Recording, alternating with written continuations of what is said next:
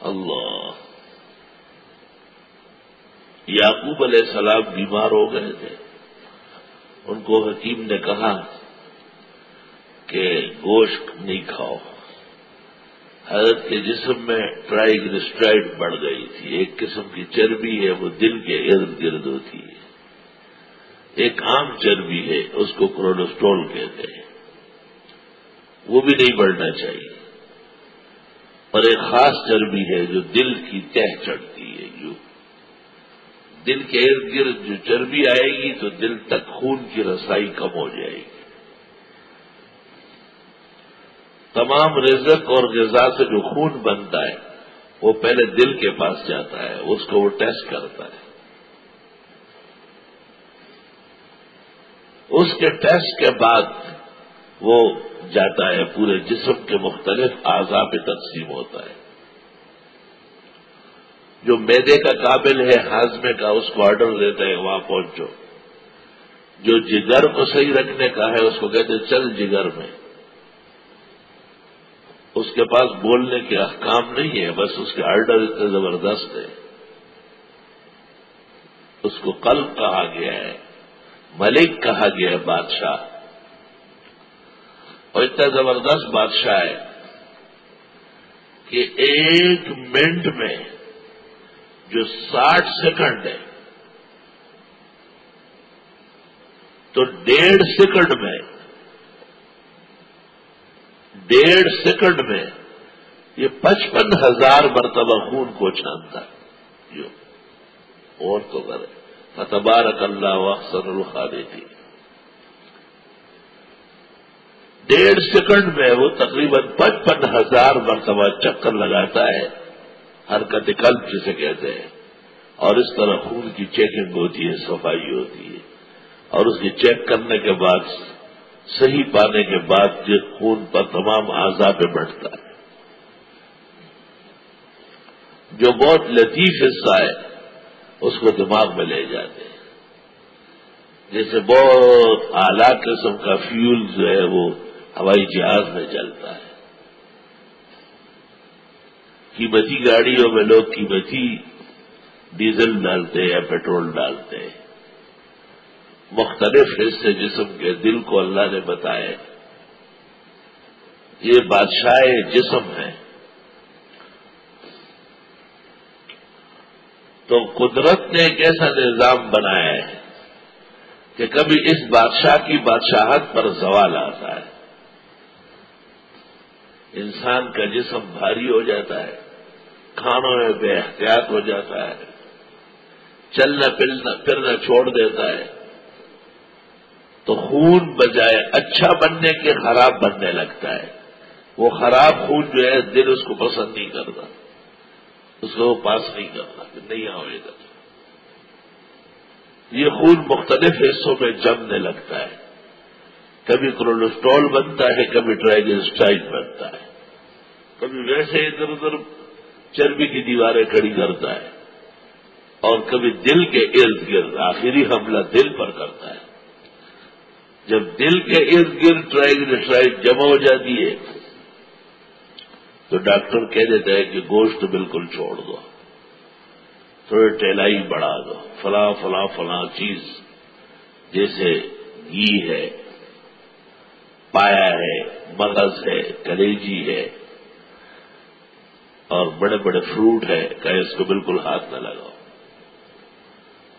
اللہ کا عجیب نظام ہے، جب گوشت چھوڑ دیتا ہے اور ٹیلائی بڑھا دیتا ہے، اور بعض خطرناک قسم کے پھل جو ہے ان سے بھی بعض جیسے آم ہے، بیر ہے، ان چیزوں سے بھی پیچھے ہٹ جاتا ہے، تو وہ چربی جو دل کے ارد گرد تھی وہ ہٹ جاتی ہے، دل کا راستہ کلیئر ہو جاتا ہے، اس کی وہ حرکت 1.5 سیکنڈ میں 55,000 مرتبہ وہ بحال ہو جاتی ہے، تو انسان صحت مند ہو جاتا ہے۔ اور اگر انسان نے حیوان بننے کی کوشش کی اور ڈاکٹر کی بات نہیں مانی اور جتنی کوتی ہوتی انکل ہوتی، تو کچھ دنوں بعد پتہ چل جاتا ہے کہ زاں پیش تر کے باندھ و برایت فلاں نمان، یہ اعلان ہو جاتا ہے کہ آج فلاں مر گیا ہے. تو حضرت یعقوب علیہ السلام کے جسم پر کوئی دانہ نکلا تھا یا ان کو ارکنڈسا ہو گئی تھی. انہیں اونٹ کا گوشت اور اونٹنے کا دودھ بہت پسند تھا.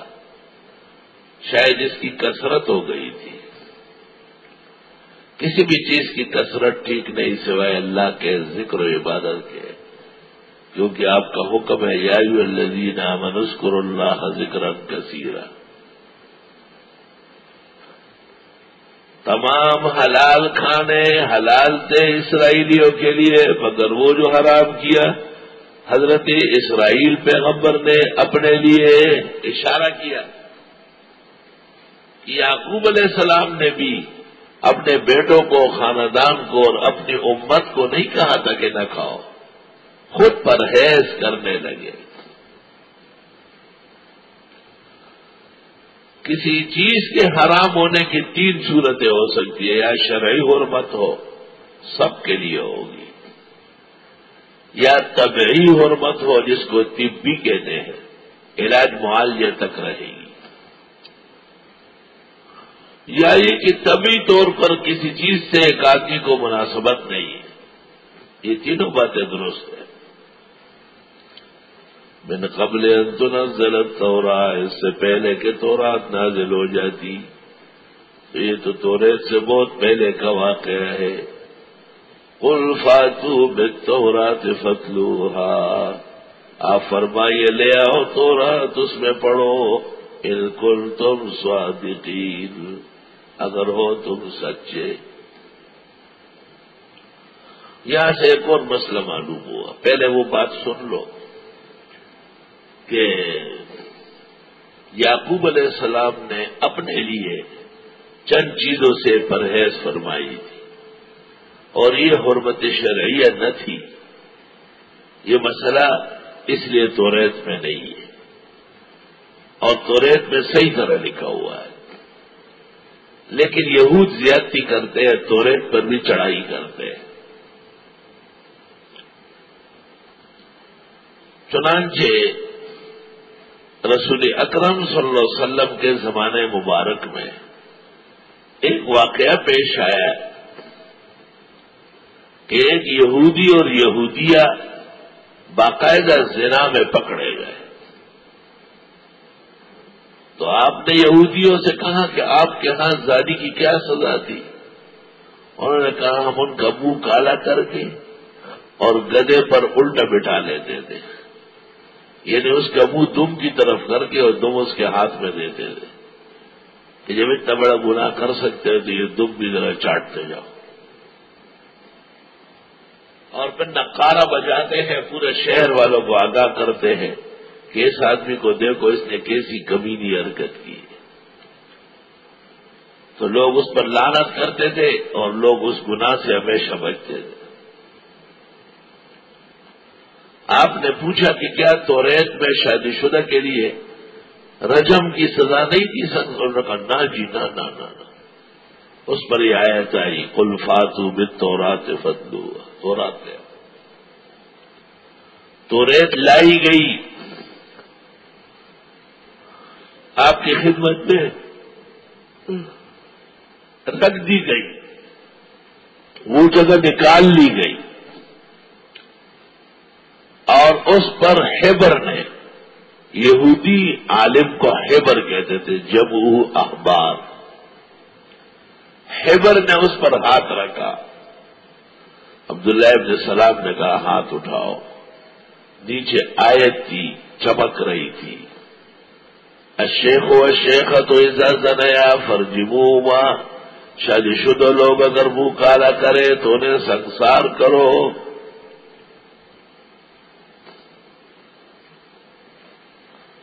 اللہ، اس آیت سے علماء دین نے استدلال کیا ہے کہ تحریف آسمانی کتب میں من کل الوجوہ نہیں ہوئی تھی، ایسا ہو بھی نہیں سکتا. تحریف چند احکام میں ہے، خاص کر نبی آخر زمان کے نعوت کے بارے میں ہے۔ اگر تحریف من کل الوجوہ ہے تو فاتوا بالتوراۃ فاتلوها، اس کا کوئی مطلب ہی نہیں ہے۔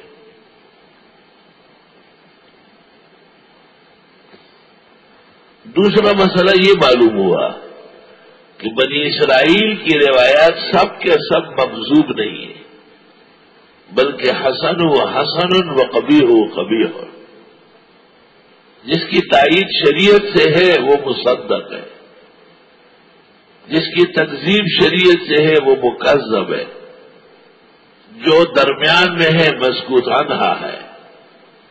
اگر شریعت کے موافق ہے بیان ہو سکتی ورنہ نہیں، اور یہی مطلب ہے فاتوا بالتوراۃ فاتلوها، اور یہی مطلب ہے حدثوا عن بنی اسرائیل ولا حرج۔ لوگ جو مطلق لکھتے ہیں کہ اسرائیلی روایات ہے، یہ غلط بات ہے۔